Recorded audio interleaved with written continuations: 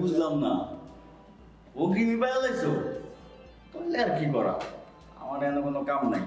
জায়গা অন্য জায়গায় জানলে থাকো ভাই, ভালো থাকো। উদাই না সময়টা। শোনো, আগামী মাসে যদি তোমার কোনো টাকা লাগে লাগলে আমি দিব, আমার কাছে নিয়ে যাইও।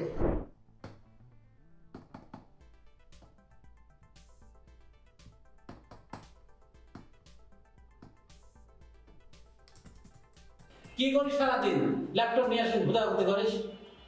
দেখো না কি করতেছি, সিভি ড্রপ করতেছি। সব চাকরিতে আমার সিভি ড্রপ করতে হয়। এক বছর থেকে তো শুনতেছি সিভি ড্রপ করতেছো। এত মানুষের চাকরি হয়, তোমার চাকরি হয় না?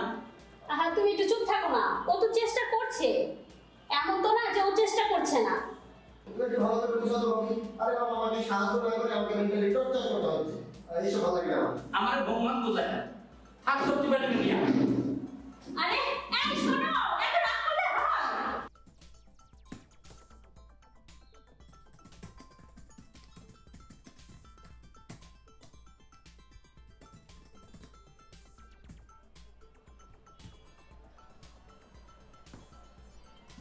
এই তুমি এখানে কি করছো? গত 7 দিন ধরে তোমাকে আমি ফোন দিচ্ছি, তুমি ফোন রিসিভ করছো না, তুমি দেখা করছো না। কি সমস্যা তোমার? হ্যাঁ, চলো এখান থেকে চলো।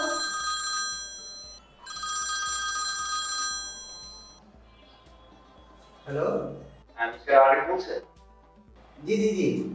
আপনি যে আমাদের এখানে যে ইন্টারভিউতে দিয়েছিলেন, আপনার জয়েনিং লেটারটা এসে নিয়ে দেন, আপনি জয়েন করেন। আপনাকে আমাদের কোম্পানি থেকে আপনার স্টারে হচ্ছে আপনাকে দেওয়া হয়েছে, জব অফার করা হয়েছে। আপনি জয়েন করেন, আর আপনাদের এই মাসে 50,000 টাকা অগ্রিম দিয়ে দিচ্ছি, ঠিক আছে? আপনি কালকে থেকে জয়েন করেন। Thank you sir, thank you sir. আসসালামু আলাইকুম। আমার তো চাকরি হয়ে গেছে। ভাইয়া, ভাইয়া, ভাবি, ভাবি, আমার তো চাকরি হয়ে গেছে। কি বলো? এটা তো ভালো কথা। আলহামদুলিল্লাহ। ভাবি, আমি শফিক হইতাছি, বাইতে আছো নি? এদিকে আও। আরে শফিক ভাই, আসসালামু আলাইকুম। ওয়ালাইকুম আসসালাম। কি অবস্থা ভাবি? এই তো ভাই ভালো, আপনি ভালো তো? ও, আবার তো তুমি টাকাটা লইছে। আমি যে প্রতি মাসে আমার 500 টাকা দিয়ে নিই, বুঝছেন? বেশি নিব না, বুঝি তোমার না। শফিক ভাই, আমাদের টাকা পয়সা লাগবে না। কি কইলেন? বুঝলাম না বিষয়টা।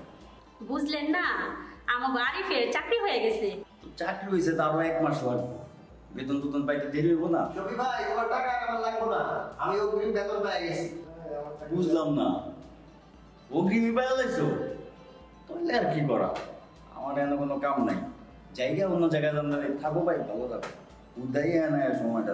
শোনো, আগামী মাসে যদি তোমার কোনো টাকা লাগে লাগলে আমি দিব, আমার কাছে নিয়ে যাইও। আরে মেয়া, বুঝছি, গেলাম।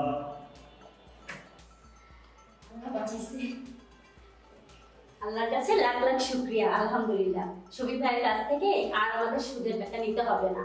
তোমার চাকরি হয়েছে, এখন আমাদের আর কোনো চিন্তা নেই, কারোর কাছ থেকে টাকা ধার নিতেও হবে না।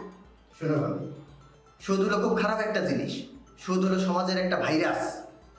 আর এই ভাইরাসের কারণে, এই সুদের কারণে আমাদের মতো অনেক ফ্যামিলি ধ্বংস হয়ে গেছে। আর ঠিক সুদ বলেছেন। আল্লাহ তাআলা পছন্দ করে না।